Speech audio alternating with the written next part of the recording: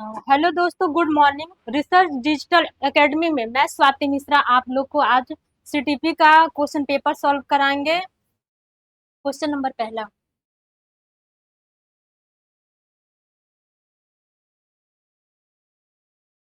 Seat number आपका यम है।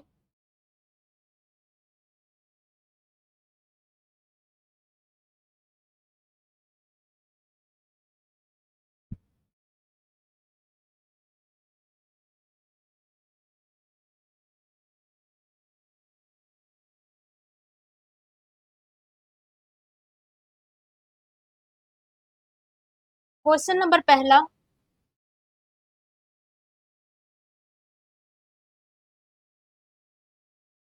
बाल्यावस्था की अवधि में विकास पहला है धीमी गति से होता है और यम उसे मापा नहीं जा सकता। दूसरा है बहुस्तरीय और मिश्रित होता है। तीसरा है केवल परिणात्मक परिवर्तन होता है। चौथा है अनियमित और असंबद्ध होता है। क्वेश्चन नंबर पहले का आंसर आपका दूसरा है।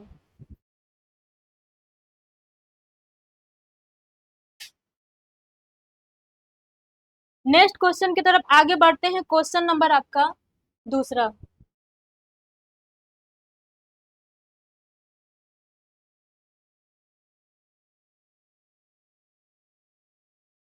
क्वेश्चन नंबर दूसरा।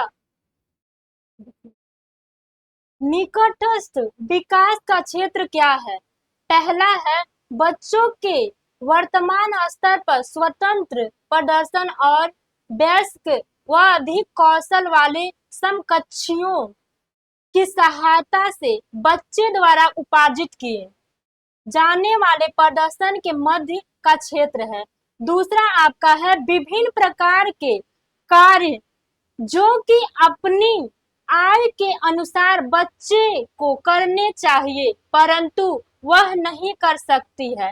तीसरा आपका है वह प्रक्रिया जिसमें शुरू में विभिन्न समझ समझ वाले दो व्यक्ति समान समझ पर पहुंचते हैं। चौथा आपका है वह प्रक्रिया जिसमें बच्चे समाज के वयस्क सदस्यों द्वारा निर्धारित विधि से कार्य करते हैं। क्वेश्चन नंबर दूसरे का आपका आंसर है पहला। नेक्स्ट क्वेश्चन की तरफ आगे बढ़ते हैं। क्वेश्चन नंबर आपका तीसरा। जिन प्याजे का पूछा है। क्वेश्चन नंबर तीसरा है जिन पियाजे के अनुसार बच्चे अमूर्त संक्रियात्मक अवस्था में पहला है परिकल्पित निगमनात्मक तर्क और प्रतिज्ञापित चिंतन करने में समर्थ है। दूसरा है केंद्रीकरण और अनुत्क्रमणी सोच से अबाध्य है। दूसरा है संरक्षण वर्गीकरण व श्रेणीबद्धता करने में सक्षम नहीं है। चौथा है प्रतीकात्मक और सांकेतिक खेलों में भाग लेना प्रारंभ करते हैं। क्वेश्चन नंबर तीसरा का आंसर आपका पहला है। नेक्स्ट क्वेश्चन की तरफ आगे बढ़ते हैं। क्वेश्चन नंबर आपका चौथा है।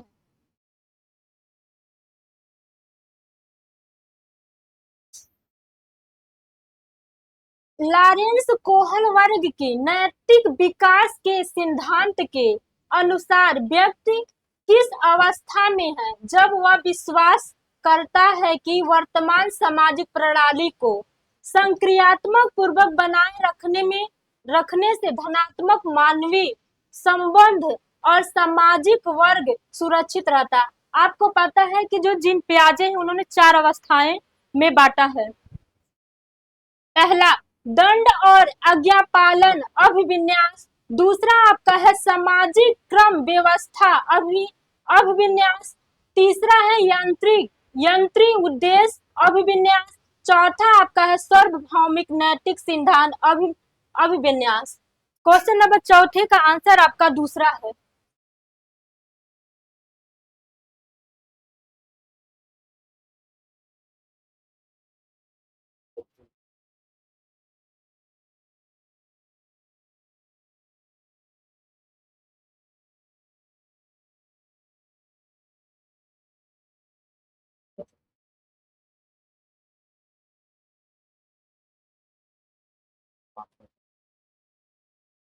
हम्म।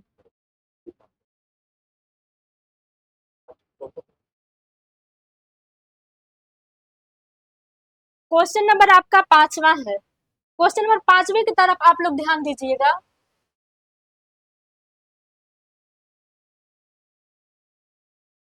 हार्वर्ड गार्डनर के बहुबुद्धि सिद्धांत के अनुसार निम्नलिखित में से कौन सा जोड़ा बुद्धि के प्रकार और अंतःस्थिति अनुपालन संभावना के अनुसार सही है? ये आपका दिया है सही विकल्प चुनने के लिए।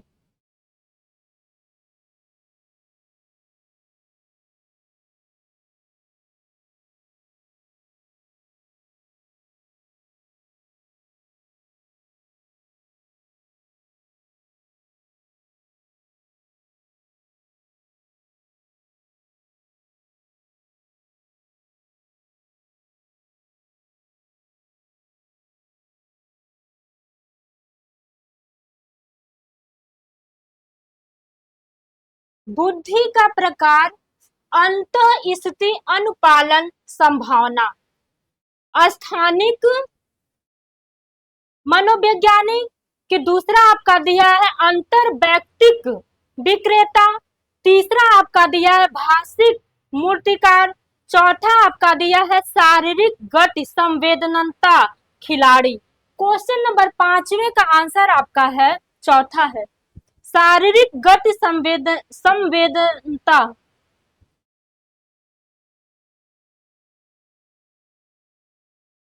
नेक्स्ट क्वेश्चन की तरफ आगे बढ़ते हैं। क्वेश्चन नंबर आपका छठवां, देखिए फिर पूछा क्वेश्चन नंबर छठवां,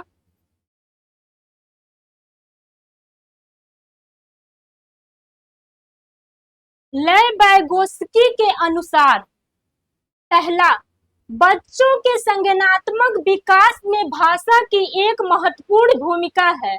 दूसरा, बच्चे भाषा अधिग्रहण यंत्र द्वारा भाषा सीखते हैं।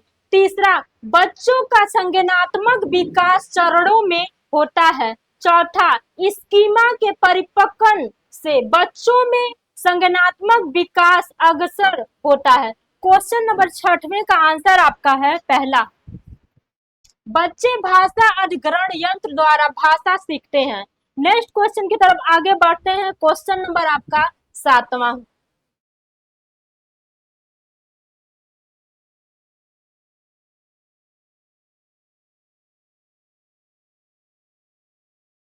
एक प्रगतिशील कक्षा में शिक्षण अधिगम प्रक्रिया के दौरान अधिगमकर्ताओं का मूल्यांकन। पहला, बच्चे के अधिगम में सहायक नहीं। दूसरा, बच्चों की अधिगम प्रक्रिया में रुकावट उत्पन्न करता है। तीसरा, अभिभावकों को प्रतिपुष्टि देने के प्रयोजन से बेहद सफल, कम सफल व असफल विद्यार्थियों को पहचानने में सहायक होता है। Question number answer option number चौथा बेहद महत्वपूर्ण है, क्योंकि यह बच्चों की समझ की जानकारी देता है और अध्यापिका को अपने शिक्षा शास्त्र पर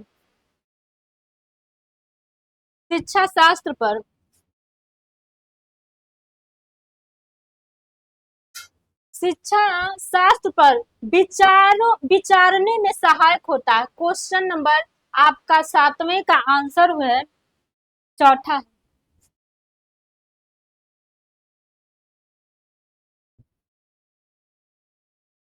नेक्स्ट क्वेश्चन की तरफ आगे बढ़ते हैं। क्वेश्चन नंबर आठवें पे आप लोग ध्यान दीजिएगा। जेंडर रूढ़िवादिता पूछा है, जो कि हर साल सीटेट पूछता है। एक नंबर आपका फिक्स रहता है।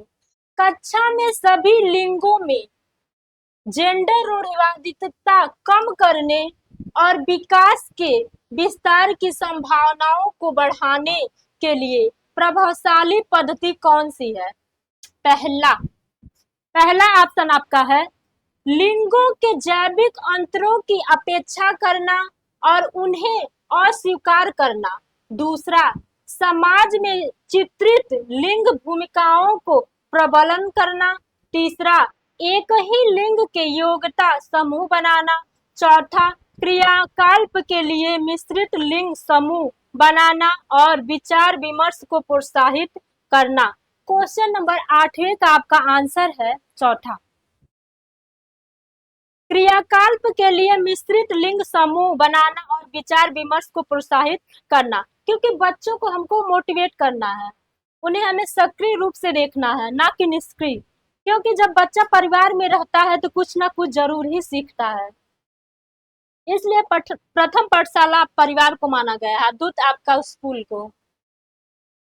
क्वेश्चन नंबर 9 की तरफ आगे बढ़ते हैं। क्वेश्चन नंबर 9 पे आप लोग ध्यान दीजिएगा। अध्यापकों को कक्षा में बहुभाषीयता को समझना चाहिए। पहला ऑप्शन, एक गुण और साधन। दूसरा आपका है एक रुकावट। तीसरा आपका है एक समस्या। चौथा एक व्यवस्थागत मुद्दा। क्वेश्चन नंबर 9 का आंसर आपका है पहला, एक गुण और साधन, जो कि बेस्ट आंसर आपका। नेक्स्ट क्वेश्चन की तरफ आगे बढ़ते हैं। क्वेश्चन नंबर आपका 10।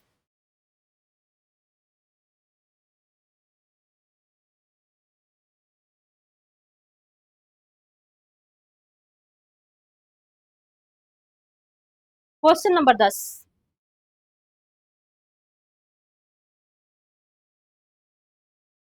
बाल केंद्रित कक्षा वह है जिसमें पहला ऑप्शन आपका है अध्यापक केवल पाठ्य पुस्तक को ज्ञान के स्रोत के लिए उपयोग करता है। दूसरा ऑप्शन, अध्यापक बच्चों को उनकी क्षमता के आधार पर वर्गीकृत करता है। तीसरा ऑप्शन, बच्चों के व्यवहार को निर्देशित करने के लिए अध्यापक पुरस्कार और दंड का प्रयोग करता है। चौथा ऑप्शन आपका है अध्यापक लचीला है और प्रत्येक बच्चे की व्यक्तिगत आवश्यकताओं को पूरा करता है। क्वेश्चन नंबर 10 का आपका आंसर है चौथा है राइट आंसर। नेक्स्ट क्वेश्चन की तरफ आगे बढ़ते हैं। क्वेश्चन नंबर आपका 11। 11 क्वेश्चन की तरफ आप लोग ध्यान दीजिएगा।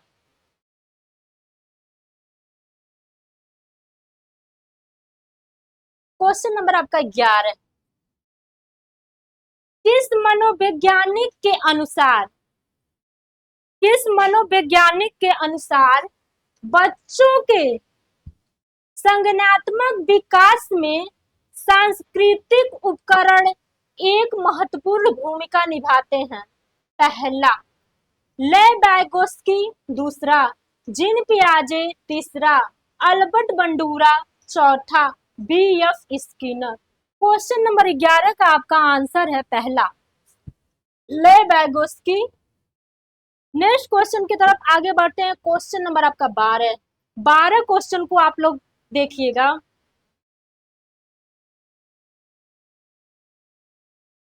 क्वेश्चन नंबर 12, आंशिक दृष्टि वाले विद्यार्थियों के लिए निम्नलिखित में से कौन सी अधिगम सामग्री उपयुक्त नहीं है? जो कि आपका निगेटिव पूछा है। जैसा कि आप लोग जानते हैं, अगर निगेटिव क्वेश्चन पूछेगा तो उसका आंसर भी निगेटिव ही होगा। तो पहला, बड़े आकार में मुद्रित पुस्तकें। दूसरा आपका है त्रिविमी नक्शे और चार्ट। चौथा आपका है बोलती पुस्तकें, स्पर्शी सूचना पट। चौथा आपका है छोटी मुद्रा वाली कारशीट।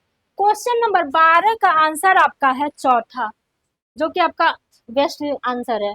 नेक्स्ट क्वेश्चन की तरफ आगे बढ़ते हैं। क्वेश्चन नंबर आपका 13। 13 क्वेश्चन पे आप लोग ध्यान दीजिएगा, जो कि समावेशी शिक्षा पे क्वेश्चन पूछा है, जो कि हर साल ही पूछता है। क्वेश्चन नंबर 13, समावेशी शिक्षा के पीछे अंतर्हित विचार है।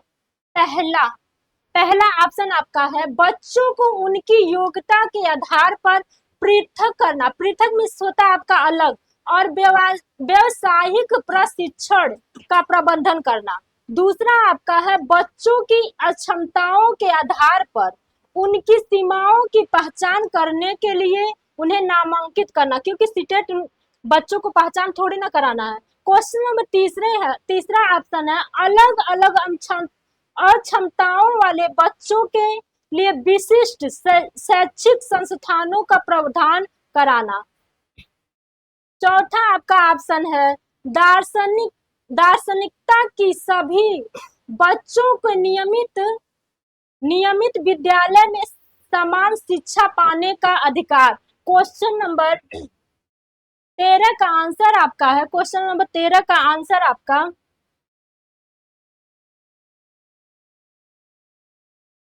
13 का आंसर है चौथा।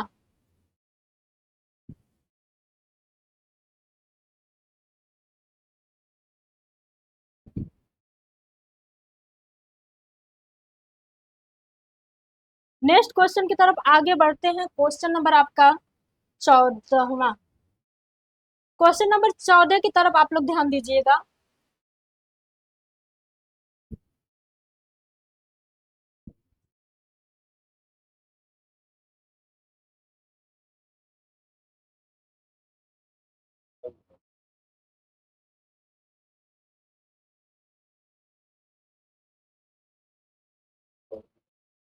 हम्म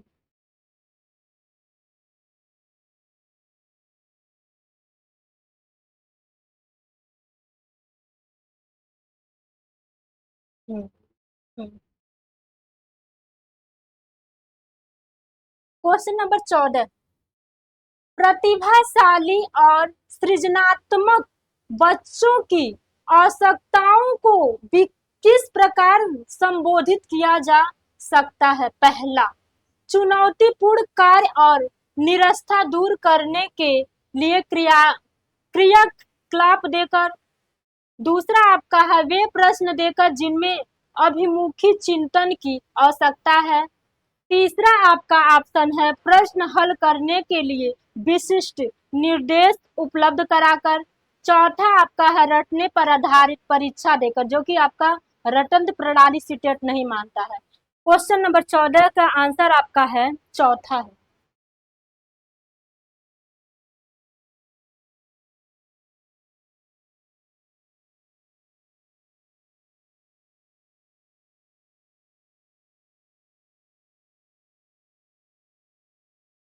मतलब 14 पहला, सॉरी, इसका पहला आंसर है। नेक्स्ट क्वेश्चन की तरफ आगे बढ़ते हैं। क्वेश्चन नंबर आपका 15।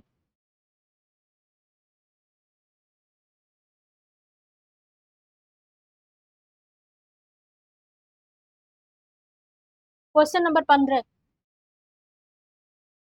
पठन वैफल्य बच्चों की पहचान किस प्रकार की जा सकती है? पहला ऑप्शन, उनके सामाजिक एवं सांस्कृतिक संदर्भों को जानकर। दूसरा, पूर्ण शारीरिक स्वास्थ्य परीक्षण द्वारा। तीसरा, उनके पढ़ने और लिखने की कौशलता विश्लेषण। चौथा है उनकी जटिल उच्च स्तरीय समस्याओं को हल करने की क्षमता का आकलन करके। क्वेश्चन नंबर 15 का आंसर आपका तीसरा। नेक्स्ट क्वेश्चन की तरफ आगे बढ़ते हैं। क्वेश्चन नंबर आपका 16।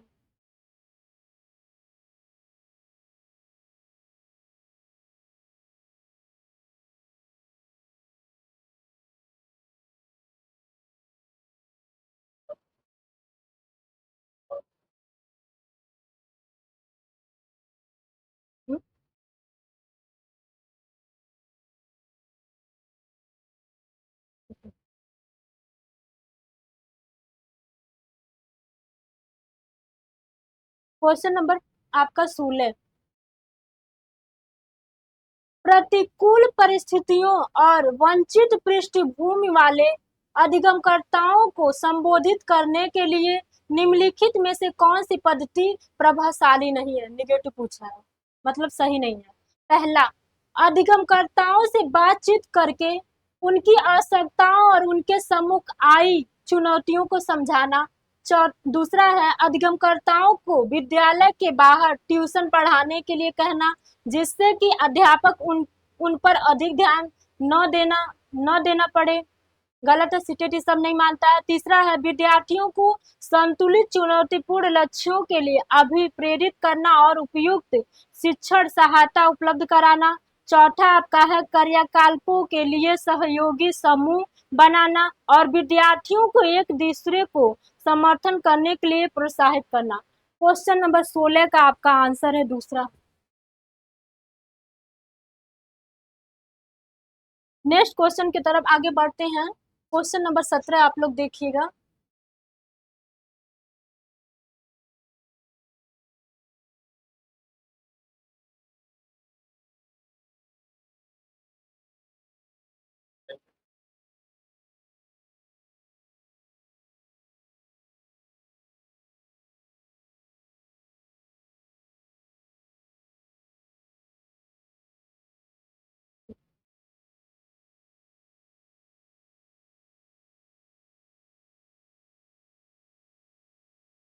हाँ, क्वेश्चन नंबर 17।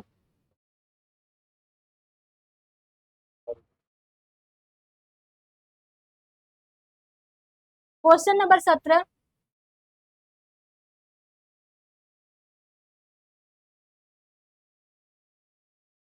क्वेश्चन नंबर 17 है बच्चों के अधिगम में शारीरिक स्वास्थ्य और संवेगिक अवस्था पहला का कोई प्रभाव नहीं होता कि एक महत्वपूर्ण भूमिका है। तीसरा कोई आपसी संबंध नहीं है। चौथा की भूमिका नगण्य है। क्वेश्चन नंबर 17 का आपका आंसर है दूसरा है। नेक्स्ट क्वेश्चन की तरफ आगे बढ़ते हैं। क्वेश्चन नंबर आपका 18।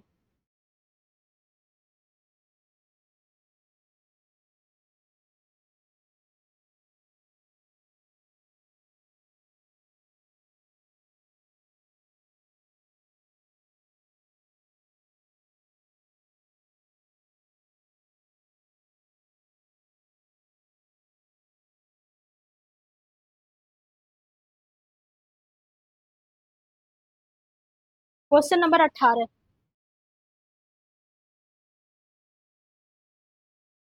कक्षा में अर्थपूर्ण अधिगम को प्रोत्साहित करने के लिए अध्यापिका को पहला विद्यार्थी की सहायता करनी चाहिए, वे अपने मनोभाव और अभिप्रेरणा को सुव्यवस्थित कर पाए। दूसरा विद्यार्थी को उनके प्रदर्शन के आधार पर वर्गीकृत और नामांकित करके उनकी योग्यता आधारित समूह में बनाना चाहिए। तीसरा विद्यार्थियों में संवाद और परिचर्चा को प्रोत्साहित करना चाहिए जिससे वे बहुपरिप्रेक्ष्य करने में सशक्त हो। चौथा आपका कक्षा में विविधता की अपेक्षा करके शिक्षण की मानक विधि को अपनाना चाहिए। क्वेश्चन नंबर 18 का आपका आंसर है पहला अभिप्रेरणा देके। नेक्स्ट क्वेश्चन की तरफ आगे बढ़ते हैं। क्वेश्चन नंबर आपका 19। क्वेश्चन नंबर 19 को देखिएगा।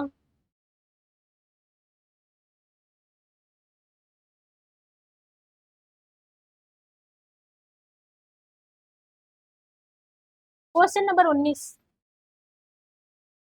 अधिगम एक और प्रक्रिया है। पहला जटिल संक्रिय सरल रैखिक। तीसरा सरल व्यक्तिगत। चौथा जटिल निष्क्रिय। क्वेश्चन नंबर 19 का आपका आंसर है पहला जटिल संक्रिय। नेक्स्ट क्वेश्चन की तरफ आगे बढ़ते हैं। क्वेश्चन नंबर आपका 20।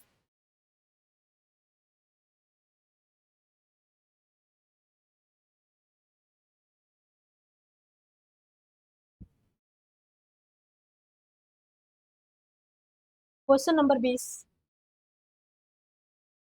अपनी कक्षा में अर्थपूर्ण अधिगम को सुसाध्य बनाने के लिए अध्यापिका को अपनी कक्षा में सामाजिक सांस्कृतिक धार्मिक भाषाई विविधता को चाहिए टालना। दूसरा अपेक्षित करना। तीसरा समझना। चौथा अनदेखा करना। क्वेश्चन नंबर 20 का आंसर आपका तीसरा है समझना। नेक्स्ट क्वेश्चन की तरफ आगे बढ़ते हैं। क्वेश्चन नंबर आपका 21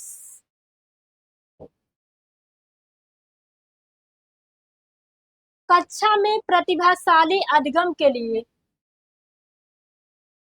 वातावरण की रचना करनी करनी चाहिए बजाय वातावरण के। पहला सहयोगिक प्रतिस्पर्धिक, दूसरा प्रतिस्पर्धिक सहयोगिक, तीसरा भयावह सुसाध्यक, चौथा प्रतिस्पर्धिक सुसाध्यक। क्वेश्चन नंबर 21 का आपका आंसर है पहला सहयोगिक। नेक्स्ट क्वेश्चन की तरफ आगे बढ़ते हैं। क्वेश्चन नंबर आपका 22। क्वेश्चन नंबर 22 देखिएगा। निम्नलिखित में से कौन सा उदाहरण विद्यार्थियों को अधिगम के लिए प्रेरित करने के लिए प्रभावशाली पद्धति है? पहला, पाठ उपलब्ध कराना, विशेषकर जब विद्यार्थी कोई नया कौशल सीख रहे हो। दूसरा है सीखने से ज्यादा कार्य पूर्ण करने पर बल देना, वे कार्य देना जो कि बहुत सरल है। चौथा है प्रतियोगिताओं के लिए बहुत से अवसर उत्पन्न करना। क्वेश्चन नंबर 22 का आपका आंसर है चौथा। नेक्स्ट क्वेश्चन की तरफ आगे बढ़ते हैं। क्वेश्चन नंबर आपका 23।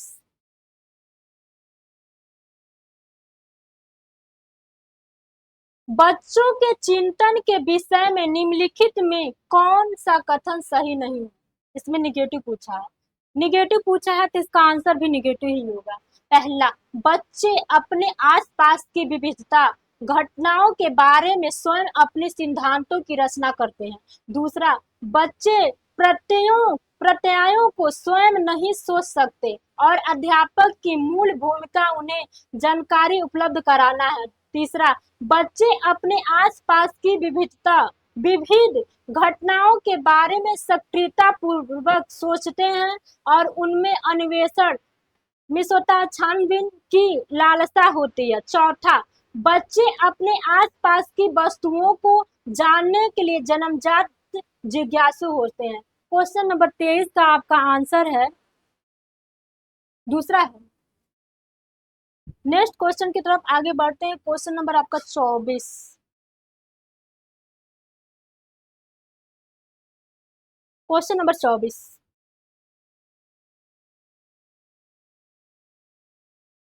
बच्चों का विद्यालय में असफल होना।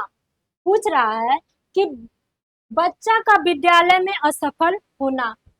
पहला, प्रस्तावित करता है कि वंचित पृष्ठभूमि वाले बच्चों में अधिगम का समर्थ नहीं होता है।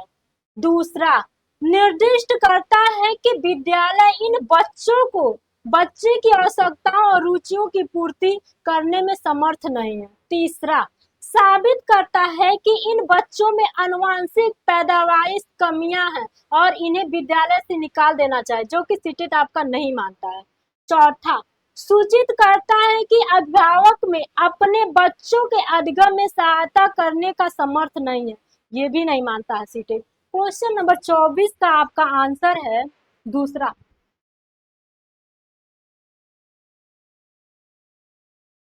दूसरा है। और नेक्स्ट क्वेश्चन की तरफ आगे बढ़ते हैं। क्वेश्चन नंबर आपका 25।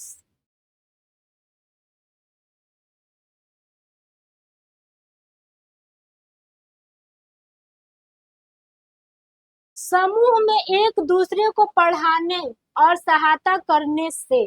ऑप्शन आपका पहला, बच्चे स्वयं की चिंतन प्रक्रिया पर आक्षेप कर सकते हैं और संज्ञानात्मक क्रियाकलाप के उच्च स्तर पर पहुंच सकते हैं। दूसरा ऑप्शन, बच्चों में भ्रमित उत्पन्न हो सकती है जो उनके अधिगम में हस्तक्षेप करती है।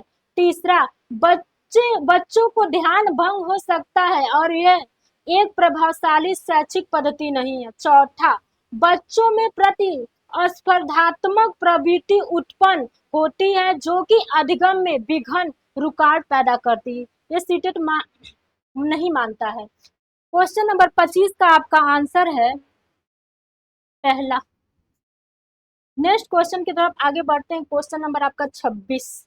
क्वेश्चन नंबर 26 की तरफ आप लोग ध्यान दीजिएगा। क्वेश्चन नंबर 26, एक कक्षा में अध्यापिका अपनी शिक्षा शास्त्र व आकलन की विभिन्नताओं को विद्यार्थियों की व्यक्तिगत जरूरतों के अनुसार परिवर्तित करती है। पहला, अध्यापिका केंद्रित, दूसरा प्रगतिशील, तीसरा पाठ्य पुस्तक केंद्रित, चौथा व्यवहारवादी। क्वेश्चन नंबर 26 का आपका आंसर है पहला। नेक्स्ट क्वेश्चन की तरफ आगे बढ़ते हैं। क्वेश्चन नंबर आपका 27।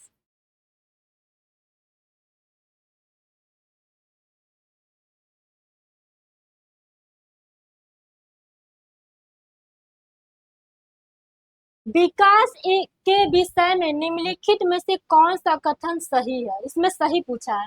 पहला ऑप्शन आपका है बच्चों के विकास में बहुत सी सांस्कृतिक विविधताएं होती हैं। दूसरा, संसार में सभी बच्चों का विकास एक ही क्रम में और सुनिश्चित समय से होता है।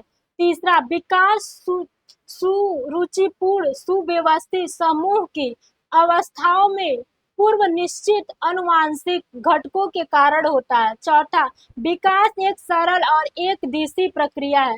क्वेश्चन नंबर 27 का आपका आंसर दूसरा है, पहला है, सॉरी पहला। नेक्स्ट क्वेश्चन की तरफ आगे बढ़ते हैं। क्वेश्चन नंबर आपका 28। क्वेश्चन नंबर 28 पे आप लोग ध्यान दीजिएगा। क्वेश्चन नंबर 28, निम्नलिखित में से मध्य बाल्यावस्था की अवधि का मुख्य प्रमाण चिन्ह कौन सा है?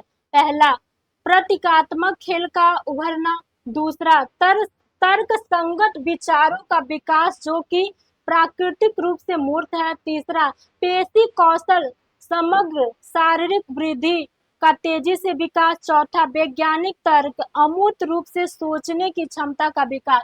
क्वेश्चन नंबर 28 का आपका आंसर है, क्वेश्चन नंबर 28 का आंसर आपका दूसरा है। नेक्स्ट क्वेश्चन की तरफ आगे बढ़ते हैं। क्वेश्चन नंबर आपका 29। क्वेश्चन नंबर 29 देखिएगा।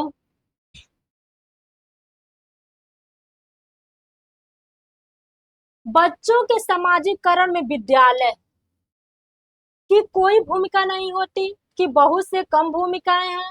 तीसरा, प्राथमिक कारक है। चौथा, द्वितीयक कारक है। क्वेश्चन नंबर 29 का आपका आंसर है, क्वेश्चन नंबर 29 का आंसर आपका चौथा द्वितीयक है।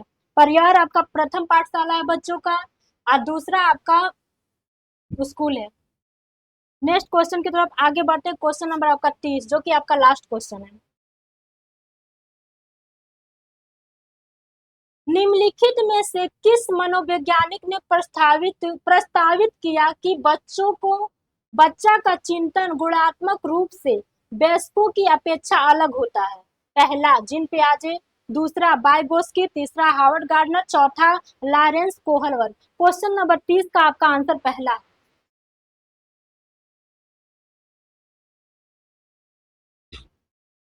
नेक्स्ट क्वेश्चन जब सॉल्व कराएंगे दोस्तों मिलेंगे। Thank you.